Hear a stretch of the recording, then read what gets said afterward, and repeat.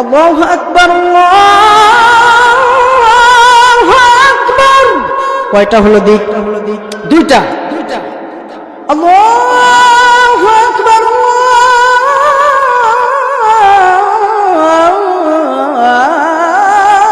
আকবার। কয়টা হলো? চারটা। হ্যাঁ, আজান যখন শেষ হয় তখন দেখবেন সুন্দর করে মুয়াজ্জিন সাহেব বলে আল্লাহু আকবার, আল্লাহু আকবার। দিক কয়টা হলো বাবা? এইটা হলো মদিনার আজান শোনাইলাম মদিনার সুরে। আমি আপনাদের দোয়ায় 3-4 রকমের আজান দিতে পারি আলহামদুলিল্লাহ। প্রথমে বাংলাদেশ, এরপরে মক্কা, এরপরে মদিনা। যদি সময় থাকে ইনশাআল্লাহ আজান আপনাদেরকে শোনাবো। আল্লাহ পাক আদমের কানে কানে ডাক দেওয়া তো ইবলিস শয়তান জানে হলো দিক হলো মোট 4টা, কিন্তু আদম তুই জানোস না দিক হলো মোট 6টা। মসজিদের মিনার থেকে যখন মুয়াজ্জিন সাহেব আল্লাহু আকবারের ধ্বনি দিয়া দিব, আমার কোন আদম সন্তান ওই টাইমে যদি ওযু করিয়া সুন্দর করে ওযু করিয়া নামাজের জন্য মসজিদে চলে যায়, ওই সময় ইবলিস শয়তান খবর জানবো না। আমার বান্দা আমার কদমে সিজদা দিয়ে বলবে সুবহান রাব্বিয়াল আলা। আমি ডাক দিয়ে বলবো বান্দা রে তোর সিজদা তুল। আমার বান্দা সিজদা তুলবে না। আমি ডাক দিয়ে বলবো বান্দা রে তোর সিজদাটা উঠা। আমার বান্দা ডাক দিয়ে বলবে সুবহান রাব্বিয়াল আলা। আমি ডাক দিয়ে বলবো বান্দা রে তোর সিজদাটা তুল। আমার বান্দা তবুও সিজদা তুলবো না।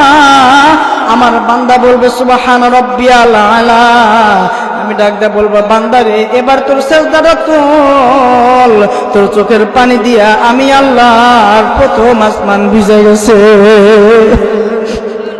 আমি ডাক দিয়ে বলবো বান্দা রে তোর সিজদাটা তুল। আমার বান্দা সিজদা তুলবো না।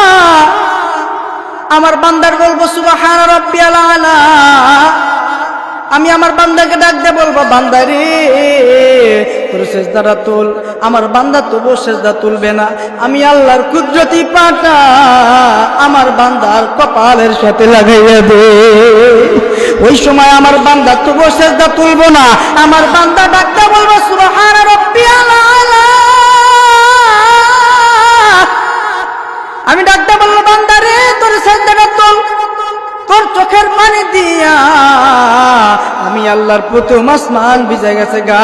আমি তোর জীবনের সব গুনাহগুলি মাফ করে দিলাম। ওই সময় ইবলিস শয়তান খবর জানবো না। আমার বান্দা গুনাহ করবার আমি আল্লাহর কাছে সিজদা দিয়ে মাফ চাইবো। ওই সময় আমি আমার বান্দাদেরকে জীবনের গুনাহগুলি মাফ করে দিয়া আমি আমার রহমতের কোলে উঠায় নিব।